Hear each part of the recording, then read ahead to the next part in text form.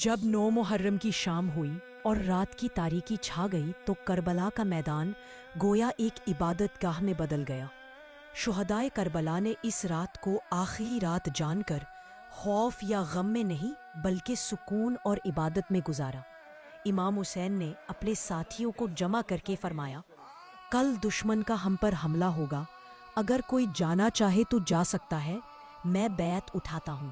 لیکن ہر جانسار نے وفاداری کی مثال قائم کرتے ہوئے کہا، ہم آپ کو چھوڑ کر کہیں نہیں جائیں گے، موت 1000 بار آئے تو بھی آپ کا ساتھ نہ چھوڑیں گے۔ تاریخ کہتی ہے کہ شب عاشور کربلا کے خیموں سے قرآن کی تلاوت، مناجات، استغفار اور نماز کی صدائیں گونج رہی تھیں۔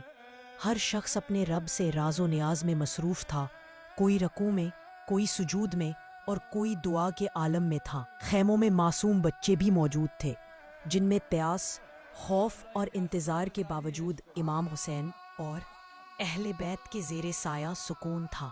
بی بی زینب اور حضرت ام کلثوم بچوں کو تسلی دے رہی تھی، ان کے خوف کو محبت اور صبر سے مٹا رہی تھی۔ امام حسین نے اپنی بہن زینب اور اہل بیت سے وداعی باتیں کی۔